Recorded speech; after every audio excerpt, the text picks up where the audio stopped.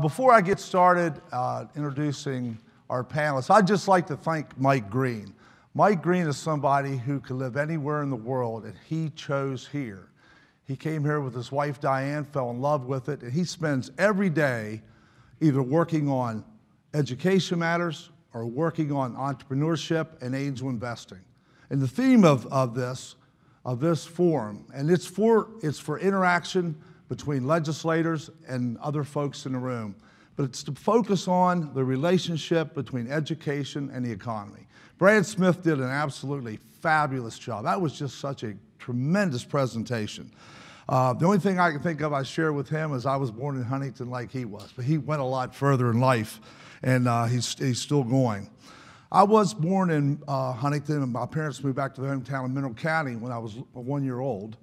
And my wife was born in Wetzel County.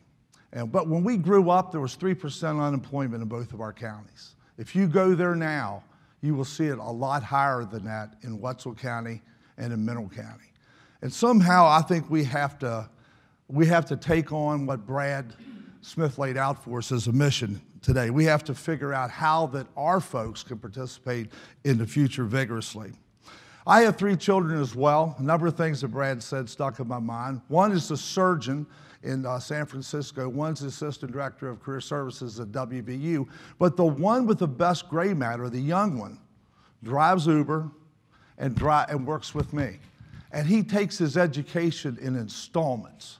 And what Brad said about people learning differently at a certain age is so true. He just doesn't find his needs met in traditional education. So he goes, he works a while, and he loves it because of the freedom. Totally different than how we all grew up. I think another thing that Brad said was so critical, and we'll focus on it with the panelists, and that is the wisdom of crowds. James Kirwecki from the New Yorker wrote a book called The Wisdom of Crowds. I'd recommend it to your list. And in it, he empirically proved that you get a better solution if you have a diversity, a cognitive diversity in every way in your team. One, as Brad says, it has to reflect the audience to which you're appealing, whether it is selling an idea or selling a product. I think that's really important that we keep that front of mind. We want to understand what's on your mind as legislators. We want to make sure that we team up. There's nothing, I think, more powerful than a public-private, academic, nonprofit partnership. But we'll have to stipulate to what we need to get done so that we can move forward. I've only been on a school board a short period of time. It's an honor to be on there. Several other school board members are here today. I've noticed from just looking at education generally that no one entity, whether it be a local board, state board, legislature, the business community, has enough authority to discharge the responsibility, which is what do we do for the future of our children in West Virginia. We have to work together and be collaborative in order to get the job done, and I am thrilled to be a part of it. We do have some encouraging news. A lot of times we hear negative news about West Virginia, something that we want to not have to do in the future, but there's some good news right now. West Virginia's high school graduation rate is near 90%, and that's very critical. Students have to graduate, and we'll hear from Chip Slaven a little bit more on that later. The National Assessment of Educational Progress is the largest nationally representative assessment of what America's students know. It's the nation's report card. West Virginia is scoring lower than 34 states in 4th grade reading, 32 states in 8th grade reading, 34 states in 4th grade math, and 43 states in 8th grade math. We have to bring those test scores up. What Brad was telling you about recruiting our best and brightest and taking them to California, I think we can build around talent. This is a wonderful place to live. I just think we need to find a way to capture the talent that flows off our many campuses in the state and build around that. Now, we have 2 distinguished panelists today who help us discuss some of these important issues and focus on college and career readiness, assessments, accountability, and educator effectiveness. I'll introduce both of the panelists briefly. They also may do some further self-introduction. And then we want to take up not only the challenges that Brad Smith laid down, But what's front of mind for you as a legislator that you think we need to help you deal with? Because we know times indeed are challenging. I would recommend to your list, besides that first book, this book about how the world learns. I'll just leave you with one thing that I made note of. Brad spoke about Germany and 60% of the folks being educated there, being educated along the skills line of focus. Germany has in their constitution, their federal constitution, that education shall play a prominent role in their society. Japan does as well, and so does a lot of other countries. Our federal constitution is silent as to education. So it really is incumbent upon the states to carry the load. We don't have that in our U.S. Constitution. Governor Bob Wise was going to be with us today, but he couldn't be because of a family health issue. And he really regrets that he couldn't be here. He called me the other day from D.C. and told me that he would not be able to be here. But he is really comforted by the fact that he could turn to Chip Slaven and have him come and spend time with us and bring Bob's message as well as a message of your own. Chip is a senior advocacy associate and now senior counsel to the president and senior advocacy advisor. He was a person who was responsible for helping to write Each Child Learns Act. He helps on the alliances, and the organization is the Alliance for an Excellent Education. He's co-led the Alliance's efforts to expand broadband for schools and students. He also served on Governor Wise's senior staff as Director of Federal Policy. And when Governor Wise was a member of the U.S. House of Representatives, Chip was his district director. He attended WVU, where he got a BA and a JD, and he is licensed to practice in D.C. and West Virginia. He also, and I would make note of this, co-founded the Digital Learning Day with Governor Wise, and seeing the work that Mountain View Elementary School, Morgantown, was doing was what gave him the inspiration. He saw their No Pencil, No Paper Day.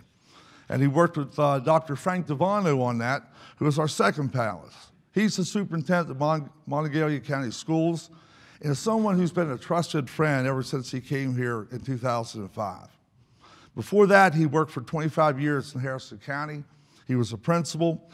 He was National Blue Ribbon State Exemplary Status as to leadership. He helps to teach leadership to other folks that are in the educational arena. He has a bachelor's degree in elementary education from Fairmont State, and a master's and a doctorate in curriculum and instruction from WVU. He's also very active in this community in many other ways, because it's a public-private academic nonprofit partnership that's been the secret to success in this county. And with that, I would like to call on Chip Slaven to make some comments. Should I do it from here, or? Let's do it relaxed. Great. That works for me. Well, thank you, Scott. And first of all, as you may have guessed, for those of you who don't know me, I am a native of West Virginia and grew up in Grafton. And until recent years, lived here permanently and living in D.C. now and working in education. But I have a long-standing relationship working with Governor Wise, off and on over the years, but back on again as of about 5 years ago. So I'm very glad to be back here. I've known Scott for 100 years, going back to those days when I was working for the governor. He was still in Congress. And I got to know, of course, the superintendent a few years ago when I had the chance to learn about what was going on at Mountain View Elementary School, and hopefully we'll talk a little bit more about that. I want to talk about that and how important a West Virginia school and leaders in West Virginia here were in Digital Learning Day, which is now an international celebration, an education that trends every year when it's held, and there are participants not only in West Virginia but in every single state and territory in this country. So we're very proud of that. But hopefully we'll get a chance to expand on that. Once again, I'm very sorry Governor Wise couldn't be here. Everything's okay, but he did have to be in Washington with a family member who needed him there. These things sometimes happen at the last minute, and he is sorry he couldn't be here. He very much wanted to be here to be with all of you, many of his friends. He works closely with Governor Hunt, and the Hunt Institute is going to be here tonight. We work well with Benedum and Jim DeNova, who's helping support this effort, and all the folks here that are part of it. I am glad, though, to be here. I was going to be here anyway. I'm part of the steering committee that's been helping put this together. Just a quick word on what the Alliance for Excellent Education is. It's the organization that Governor Wise chairs now. He has held the position ever since, pretty much since he left the governor's office here in West Virginia. About a couple months later, he took on this role. The Alliance is a national education policy and advocacy organization. And our mission is very, very simple. We want to see that every child in this country graduates from high school, and we want to see that every child in this country graduates from high school and they are prepared for success in the future. That is what we are all about. That is what our mission is. We have traditionally focused mostly on secondary schools, high schools primarily, and middle schools.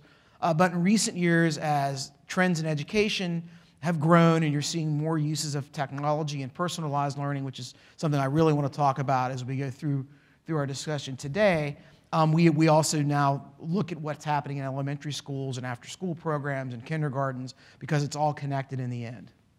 So that's what the Alliance is all about. We typically focus on the national picture. Originally, we focused mostly on what was going on federally. In recent years, I think the governor, with his experience as a governor, we have shifted some. We still pay attention, obviously, to what's happening in Washington, but the real action tends to be in the states. It's in the state capitals, it's in Charleston, and it's in the districts, right here in Morgantown and elsewhere. And so now we like to say we're not a federal policy, we're national focused. We're focusing on what's working in the states, what's happening. We've been very involved in recent years. Obviously, I've mentioned technology, how to successfully integrate technology in classrooms and the reason you want to do that is you want to offer students a personalized learning experience. That's the whole reason to do it. We focused a lot on that. We were very active, as Scott mentioned, in working on broadband, improving broadband in schools, which is particularly important in rural areas, of which West Virginia has a lot of rural areas. We focus a lot on something called deeper learning, which is teaching students to think beyond sort of rote memorization, but how to apply what they're learning in real-life situations, project-based learning, how to collaborate, how to be prepared. A lot of what we heard in the keynote, how to think that way in the real market of the world. And I'll just leave you sort of, and I think we'll get into some of this as we go deeper, but there are some good things going on in the country. The graduation rate has improved nationally. It's gone up 2.2% nationally since 2011. That's actually a very high, significant figure, which is really, really good news. The bad news is that there's still disparities in equity in a number of those numbers. There's I believe it's, let me cheat here, 12.9% difference between white students and African-American students in the country. And it goes up a little higher than that to 13.4% between whites and Hispanics. And you can get similar numbers based on rural areas, free and reduced lunch, depending on where you are, how those rates are changing. And that's something that everyone needs to think about. I think it's incredible that the West Virginia high school graduation rate is approaching 90%. I think at 89 point something. 89.9. 89.9. That's a really key figure. And the reason is not only the best reason we wanted kids to graduate from high school was the moral reason. We want them to succeed and have successful futures. And everything shows that when you get the high school degree, you're going to do better in the future. But there's also an economic imperative, and I know that's something that you as legislators are really focused on. You have a rough budget situation right now. We all know that. But I pulled some figures at the Alliance. We like to follow what happens if you have a good graduation rate in a community. Well, in West Virginia, if you have a 90%, and you're almost there right now, but not quite, but if you look at the class of 2013, so back about 4 years ago now, if that class had graduated at a 90% graduation rate, you would have 3,500 additional graduates in West Virginia. You would have $31 million in additional spending. Those students would have $40 million in earning potential, and you would see at least $2.4 million in local and state taxes. So there really is an economic reason why focusing on the high school graduation rate and improving education really does have an impact. And the last thing I'll say is something that Brad really touched on very well in his presentation is the importance of the changing workforce around the world. And he was absolutely right in saying we can't just focus on four-year colleges anymore. It doesn't just have to be four-year colleges. But there is a startling statistic that came out recently about getting some kind of post-secondary learning. During the recent recovery, Tony Carnevale, who's an expert at Georgetown University with the Center on Education and the Workforce, has done a number of studies about the impact on education and having certain degrees and certain skill levels. He released this information in June that's fascinating, that during the recovery, that those with a graduate degree, if you had a graduate degree, 3.8 million jobs were created during the recovery for people that had a graduate degree. For people with a bachelor's degree, there were 4.6 million jobs. For people with an associate's degree, so not a four-year college, but some type of post-secondary training, that some kind of skill level, 3.1 million jobs. For those that had just a high school diploma or less, there were 80,000 jobs. That is the reality of what is happening in the world today and why we need to be so cognizant of that. And the U.S. is not doing so well compared with the rest of the world. The recent international assessments came out, and we are ranked 24th in reading literacy, which is considered average among the modern nations. We are 25th in science, and both of those, by the way, are slight drops from the last time. And the one that's really concerning is we are 32nd in math, which is a 7-point drop from our position in the last rankings 3 years ago, and that is not average. That is below average compared with the rest of the industrialized world. So that's why we have to rethink what we're doing. We have to talk more about personalizing learning for students. We have to get teachers better training to teach in the modern world, and we have to think differently about what we're doing. So with that, hopefully I didn't rattle on too long. No, that's great, Chip. Thank you. Dr. Devono? May I get up? You may, sir. It's tough for me to sit down for any length of time. And when I was in the elementary schools, when the kids would sit for a while, we'd always do a lesson of Simon Says or something to that extent. Now, I'm not going to ask you to do that today, but I'm well aware of you sitting there. What you all do for us and the laws that you make have a practical application. It's up to the superintendents, our teachers, our faculties, and our principals to implement that application that you've passed down in Charleston. Let me first of all start off by thanking you this afternoon.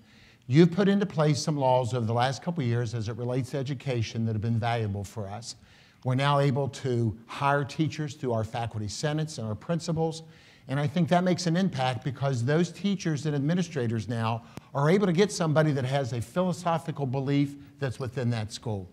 When it comes to the superintendents, if those two groups have already approved it, by law, the Board of Education pretty much ratifies whatever was done. So thank you.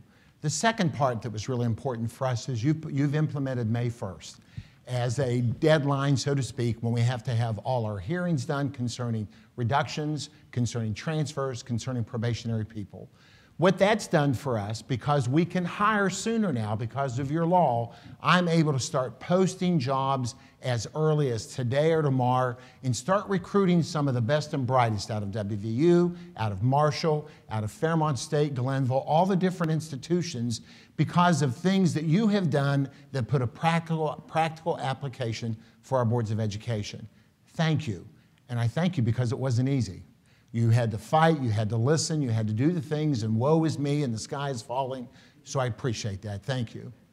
The next thing I want to ask you to do, and once again, I'm going to give you the practical application from a superintendent. I have 4 or 5 major issues that I think we need to address.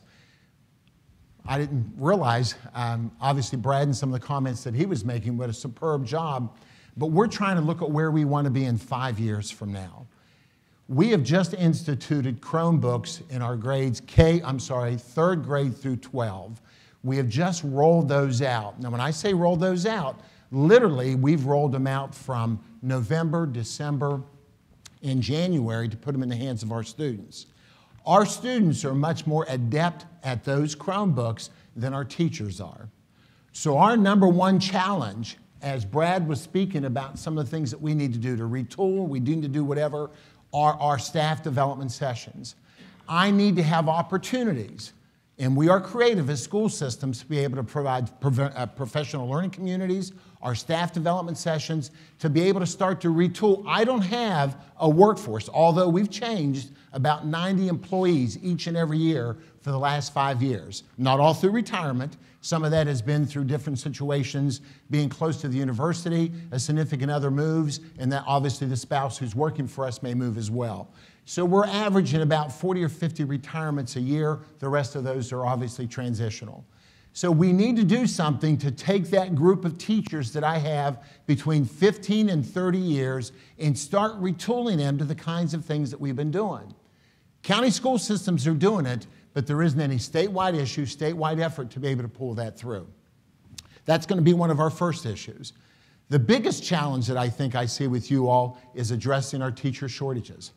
It's one thing being able to hire, I certainly understand that. There becomes a retention factor.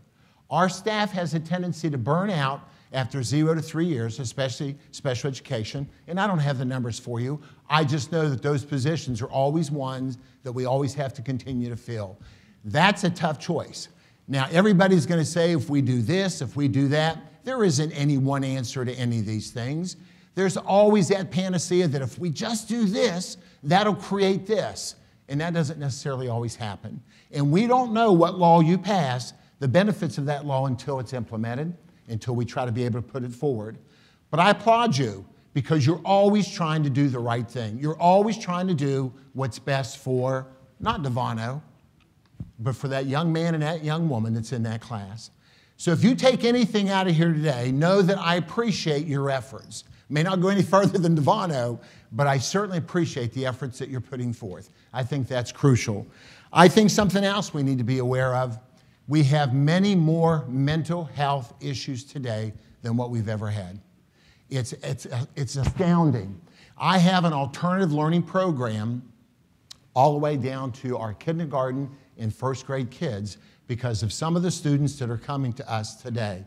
Our teachers have not been trained. Our service employees have not been trained with students coming to us with mental health issues. Do I have a one-size-shoe-fits-all that would address this? Absolutely not.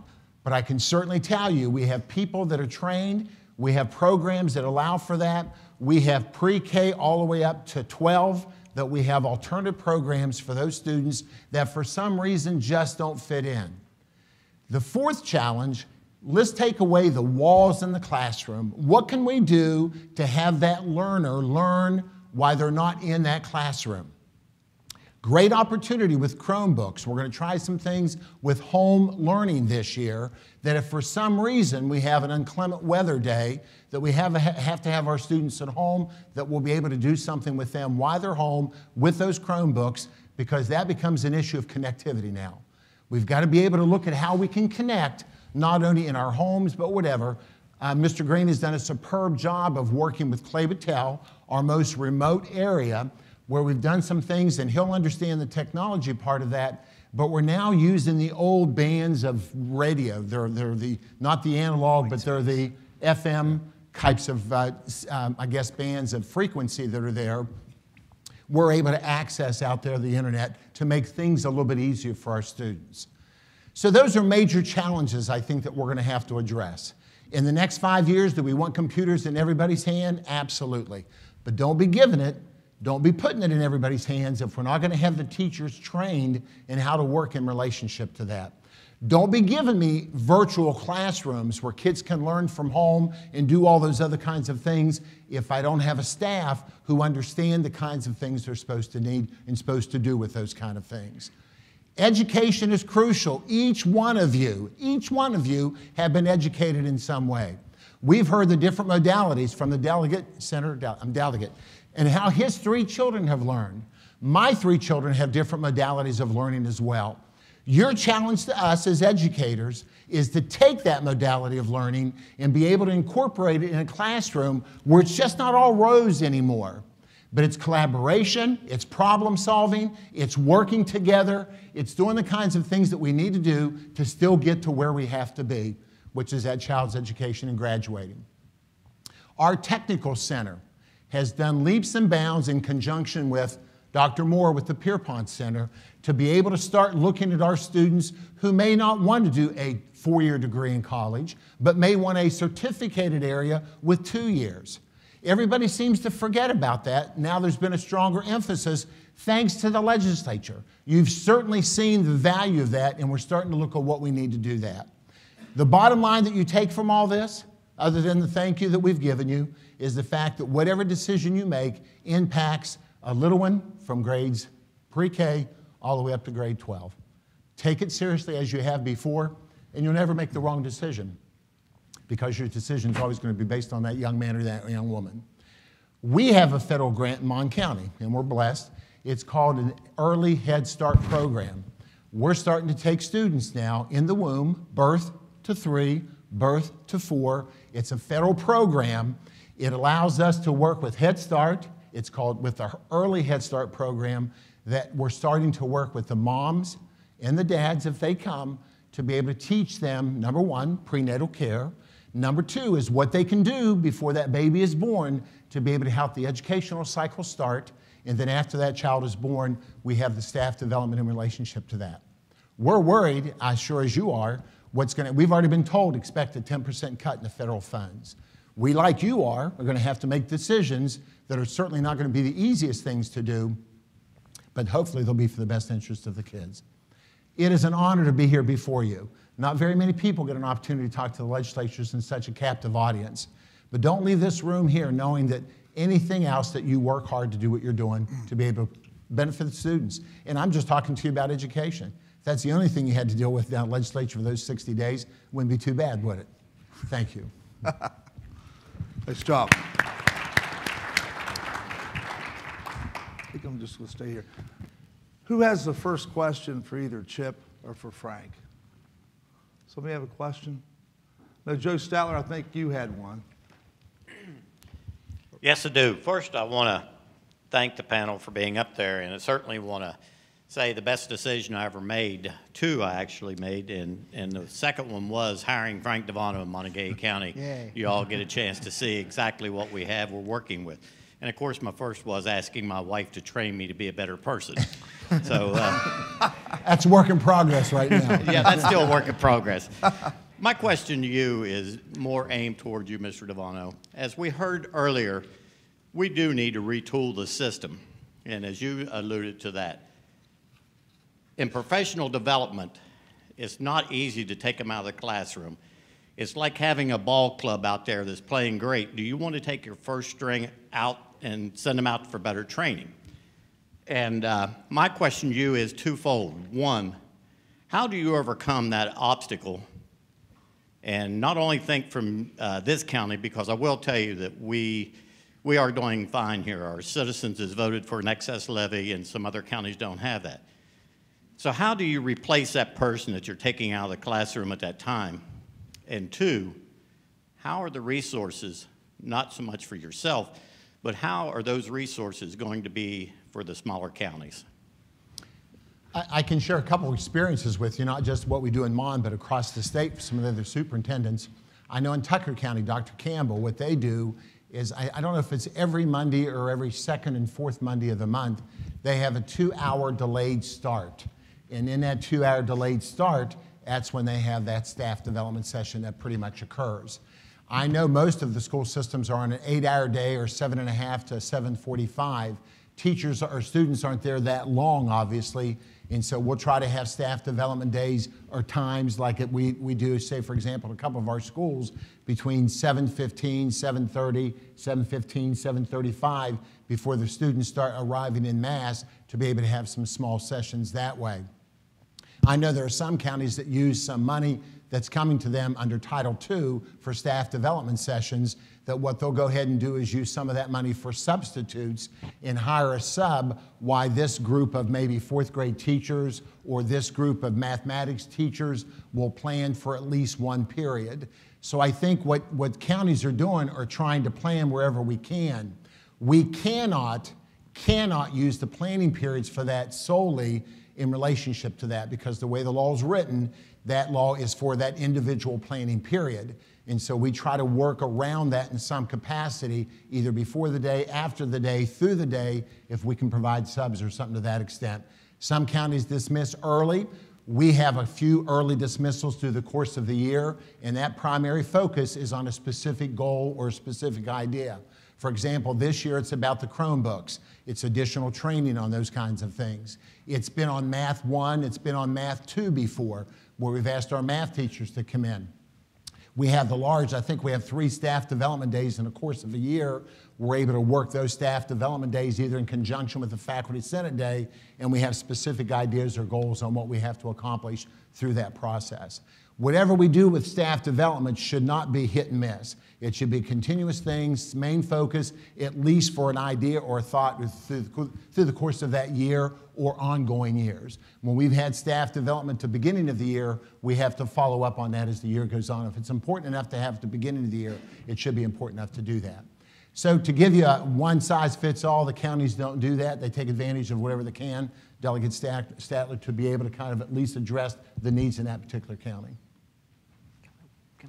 Yes. I just wanted that the superintendent can give you the actual, here's what I have to do to make this happen. And everything I've heard him say, I've heard this from other superintendents, of how you balance the time in particular that teachers need to get their training in. But nationally, as far as a national trend, what we're seeing around teacher professional development is that, to be perfectly honest, it's not really that good overall. And what I mean by that, I'm not saying the quality's bad, but there's not a lot of flexibility in when you can do it, how you can do it, and in teaching sort of the more modern skills. And one of the things I would encourage, and I'm not as familiar with what's happening in West Virginia, but one of the things I would encourage legislators to look at is to think about, okay, we're talking in West Virginia and elsewhere about personalizing learning for students, offering them ways to work through assignments and things on their own. Why aren't we giving that same flexibility to our teachers? So some of the more innovative school districts that I've had a chance to visit and write about and study, they don't just have today we're having our half-day session. They might have that on a particular subject, but they have opportunities for their teachers to take an online class, to go to the board office and stop in and see a lesson there, to do a lot of things. They actually call it PD and PJs, so more working on your own time. And one thing that there is an advantage under the new Every Student Succeeds Act, ESSA, which is taking the place of NCLB, is that there's a lot more flexibility around professional development, particularly if you're talking about using it to teach a teacher how to teach a student with personalized learning and technology. And so there are going to be, I think, more opportunities to provide better pathways so that you have to worry less about substitutes in the class. And it even gets into allowing, I think, joint planning and collaborative planning and mentoring and things like that. And that's really important in the modern world, I think. And not to beat a dead horse, we have our academic coaches. Yep. And so we have academic coaches that are trained in the area and then go into the classroom and work with that. Once again, that's provided by you all in the legislature with some of the funding that you've done.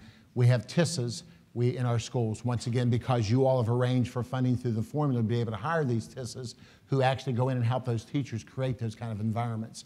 We have another program that we refer to, we call it the Essentials. We know that there are certain things by law that we have to provide as staff development sessions, evaluations, blood-borne pathogens, those kind of things. So what we do is we tell our teachers, here's a 20-minute program online. If you look at whatever that format may be, 3 or 4 programs, that would be about a 2.5 hour segment on your own time. At night, right before bed, when you get up in the morning, whatever the case might be, we'll let you equate that to an early dismissal. So when we dismiss students early one day, if you've met that essential, that staff requirement, staff development, you can leave when the students are gone as well. If not, then your staff development is you have to stay in the building to be able to do that. Whatever creative ways that we can find to be able to do that and still stay within our instructional minutes through the course of the year and still reaching our 180 days in calendar, we're not violating any of those kind of things to be able to do that. Senator Hall? Yeah, in this area, obviously, some of us are not involved day to day in the school system, but we see in the budget the Center for Professional Development. There's been some loud conversation about REISs, and I think they do some, you might talk about that, do some teacher training. The program you just mentioned, is that the one that you coordinate with higher education, or but anyway, there's an array of, we see and hear about an array of different things, and obviously in a tight budget crunch, there's conversation. There was last year on the Center for Professional Development, whose budget was cut some. Are you in a position where you can talk about that? And then just, I didn't want to ask two questions, but the minutes that are required, is the Department of Ed still requiring certain things be done so many minutes a day? I don't know if that's still true, because that would have something to do with his comment about flexibility. But let's talk about this. Tell us who will be working on this budget, and everybody in the room will be, who's in the legislature, about these different programs. Are they all necessary? Do they overlap, or do they each provide some sort of important piece that they all need to stay in place? Yes and yes. Oh. What we'd like to do, obviously we benefit from the recess of school system, there's no doubt about it. Mon County won the Supreme Court case, as you know, in relationship with, well represented by Bowles Rice and Howard Sufer, on it providing interventionists. What interventionists do basically is go into that classroom, that academic coach says, this is what it is, these are the goals we want you to work with. That teacher identifies which students, and that interventionist works with them. That's a RESA hire for us. We've been able to do some things with RESA where we have what's called School Messenger. It's an informational system to get things out to our parents that basically say, there's no school tomorrow, you're going to have an open house, whatever the case might be. We are able to pool our dollars as 12 counties here, so instead of paying $2.75 per person for that, I can now get it at $1.75. RESAs provide a lot of kinds of things in relationship to in-service. We have principals that we want to be able to train in specific areas. Counties pull your money together. By doing that, we can bring in a top-notch speaker to be able to do those things. So if you're looking at doing away with RESAs, or if that's a consideration because it is such a low-hanging fruit, don't take away all the initiatives that allow counties to be able to come together and mass our dollars, our support, to be able to do things on a regional basis if we so choose. There's more money or more power in the groups of things that we're able to do in relationship to that. Same thing with the Center for Professional Development. I used to be one of the instructors in the teams. Do they provide a valuable service? Absolutely. Do RESAs provide a valuable service? Absolutely. Can it be delivered in another way? Absolutely. The important thing for me is that what they deliver doesn't go away. Who's going to be training your new principals? Who's going to take those new principals? We have to, and we will, but you get principals right out of the chute for the very first time, need support, need ideas. You have a CPD that provides that support. We have CPD who train my AP teachers. We want APs in our high schools. If you have those advanced placement classes and you take away that mechanism of training, who is going to be doing that? Is it going to be left up to the counties to be able to do that? So, Senator, I think that's your challenge. Can you generate money by doing that, by reducing those programs? Yes. At what loss? And I'm well aware of the $400 million deficit that this legislature is looking at. And we're making cost-cutting savings in Mon County, anticipating some of those kind of things. The instructional minutes from the state now, and the second part of your question, is we have so many minutes per day that we have to teach. Elementary students up to grade 5, 6 through 8 for middle, and 9 through 12. How you structure your minutes within that day is left up to your county school systems. So if I want to have math for an hour, if I want to have math for an hour and a half, we have that flexibility to be able to do that. With our graduations, of course, with our graduation requirements, they have to master certain programs. The challenge for you all, do they have to sit in that classroom 180 days to be able to master the content that we say they have to have so that when we test at the end of the year with the general summative assessment, that they've passed a certain score in relationship to that? I say kids can learn in a lot of different ways and different modalities. I think kids, right now, you did embedded credit for us so that I have a child going over to my technical center, it's either in math or English, who's working in that auto mechanics, who's building that tiny house to send down south, and is using the math concepts that we have with an embedded teacher over there. Once again, there's a lot of ways that we can do these kinds of things. The State Department has been very good with the state board that allows flexibility within the counties. Long-winded answer?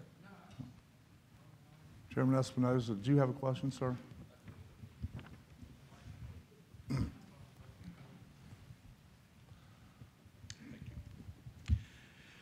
As I and my colleagues are meeting with our K through 12 leadership, one of the common themes we're still hearing is just a desire for greater flexibility. I want to thank you, Dr. Devono, and some of your colleagues who helped us in the legislature as we were looking at ways we could alleviate some of the very rigid regulations that we had. House Bill 4588 was a direct result of the input that you and some of your colleagues brought to us. What are some of the other things that kind of come to mind, if you have any, that are things that you really think we need to address to further empower you, bring more decision making down, to the district level? Let me get my list. If I can identify probably three things, I think.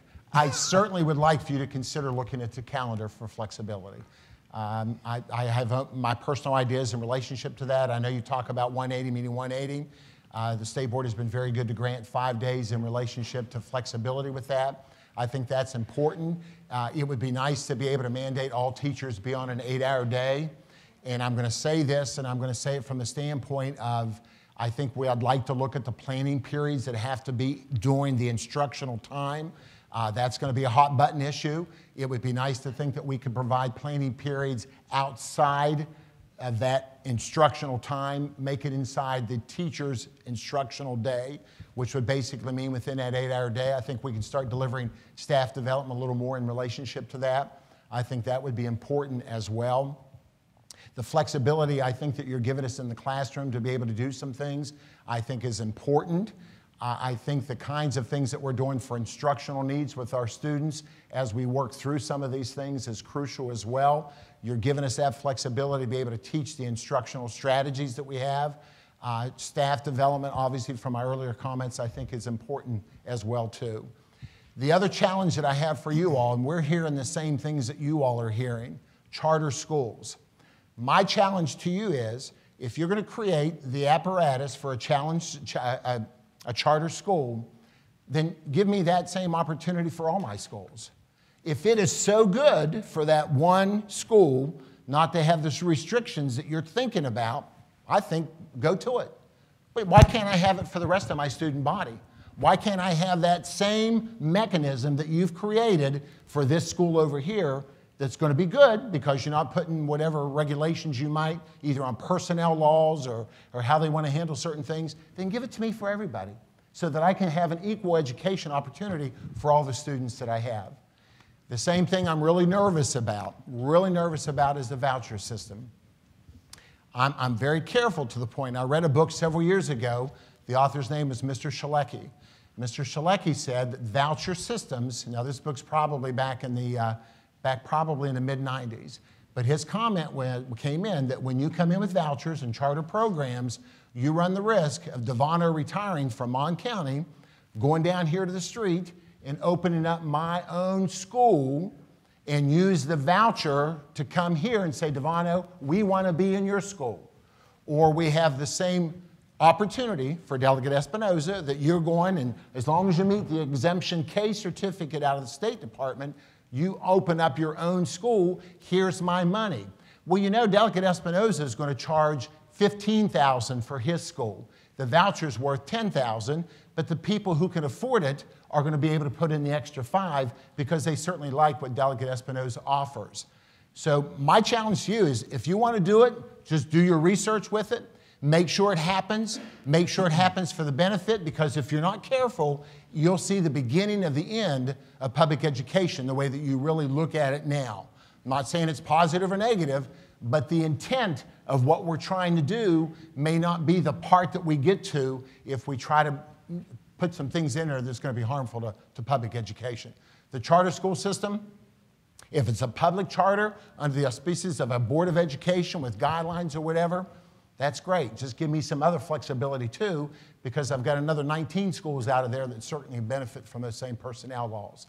Personnel laws are one of the biggest hindrances that we have in West Virginia to be able to move things forward. And I can identify probably a couple specifics to those, but if you're looking for some kinds of things that are there, what you did a couple years ago has been very good for us. Huh? Go ahead, Frank. No, gee. Come on. This wasn't supposed to be about me. Chip, would you like to bail him out by adding... Well, no, I just, once again, the superintendent is sort of channeling things I'm thinking as he's giving you the real world experience. But there are two things that he just talked about that I want to touch on.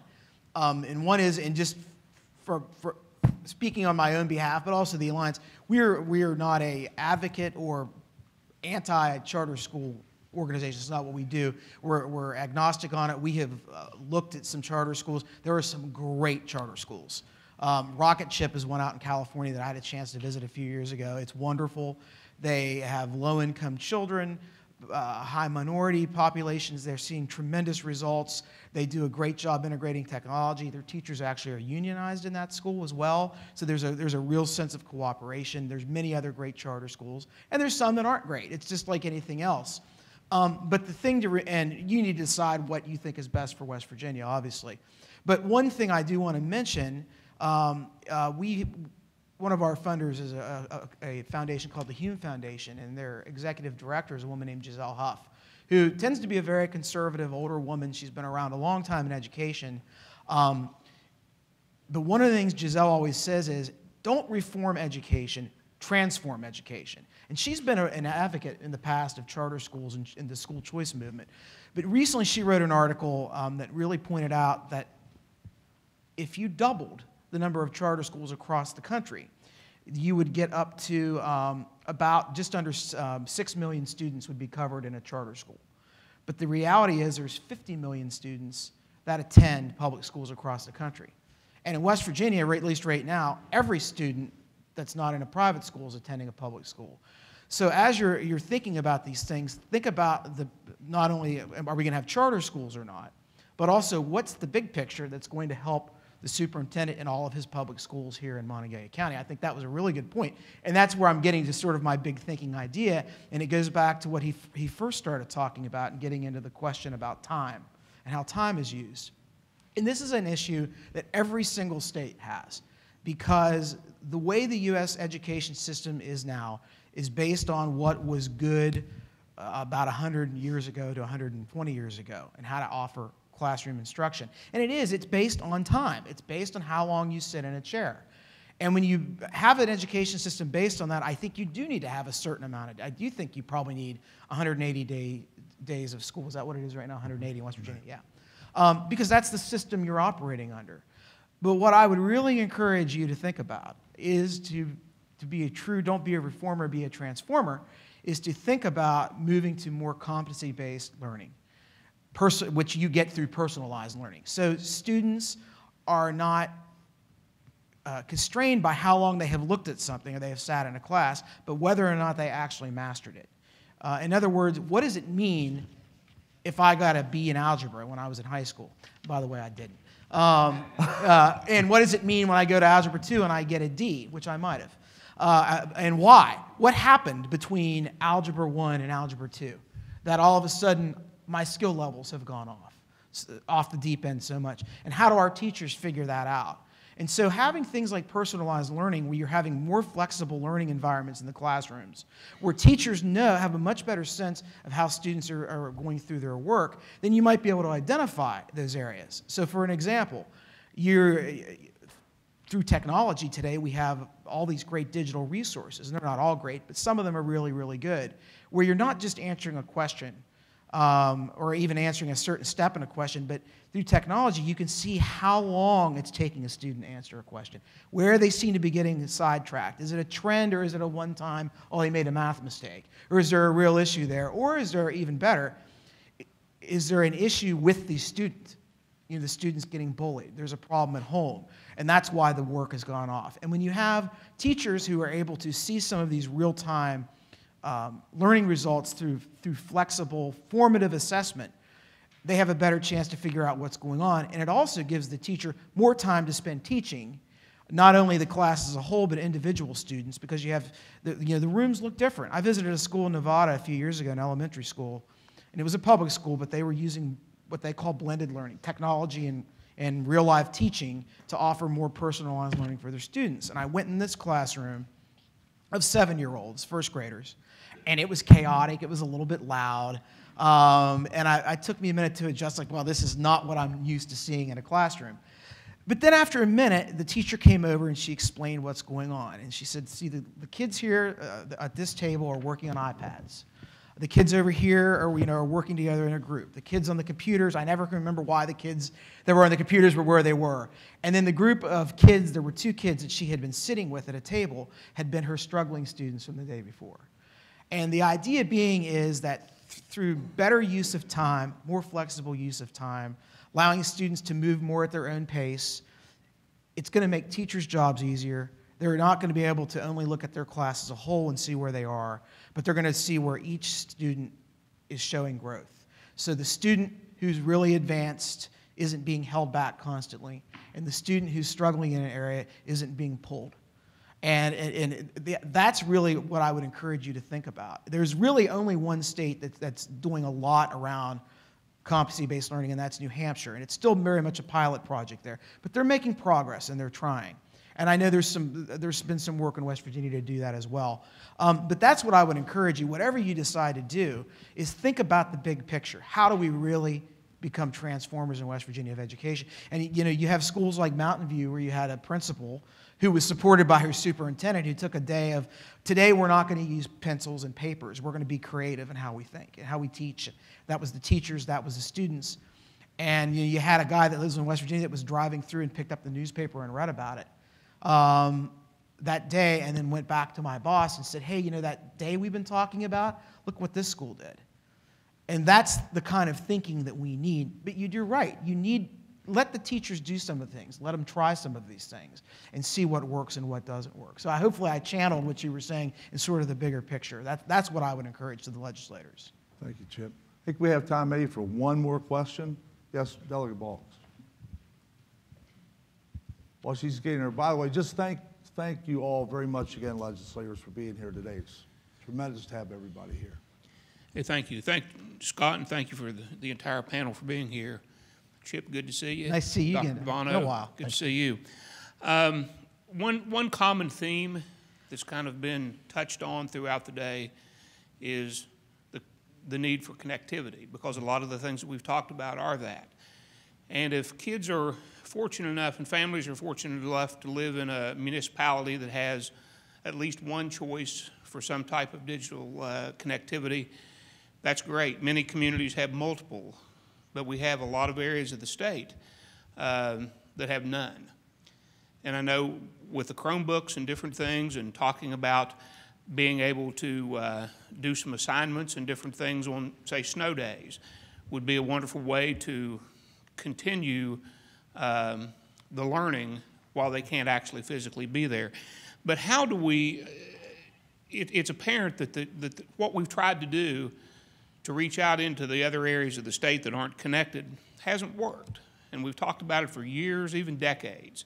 So I know some areas, I think Mon County, you're doing some innovative things. How do we take that technology for the places that the existing carriers can't get to or won't get to at this point? How do we go a different route to make sure that we don't leave anyone behind? Because every family doesn't have the wherewithal to move someplace. They are where they are, and the students are where they are. And there's a lot of untapped potential. So how do we work collaboratively across county lines, and how do we work together to get areas connected by various means that we're not doing now? Because I just think it's critical if we're going to do, because every, I think, speaker thus far has touched on that's being a part of what the new wave is going to be. So how do we do that? Dr. Devono and Chip, each of you, 30 seconds. We're going to try to stay on time, seriously. 3 things, Delegate, I could see of. I could see cafes or hubs. Schools could be that hubs if those schools are connected. I can see that as a nice opportunity. We met with our delegates the other day, and I'm looking at Senator Prozioso. I'm not sure who had told us that, but somebody said in Georgia they have buses that are connected, and those buses have that interconnectivity to the point that they set them up in a certain location as well. The other thing with our Chromebooks, everything is not online. We download information so that when that child goes home, it doesn't have to rely on that connectivity. They're able to use the assignments that are downloaded on that particular thing. So that's a big issue, I certainly know. I know we've tapped into our 911 tower to be able to do what we're doing out of Clay Battelle. So I think there might be some ease of being able to do those kind of things. Yeah, just quickly. There's been some good news on the broadband front, one of which was the expansion and modernization of E-rate, which occurred about 2 years ago. I'm not sure what the impact on the state is right now, but it allowed the schools to be able to do more around broadband, which is really important. But the bigger issue is what happens when the students go home and they don't have the same connectivity they get at a school or a public library. You know, you have kids all over the country who are going to McDonald's and things in the evenings, both in cities and rural areas, because they don't have connectivity.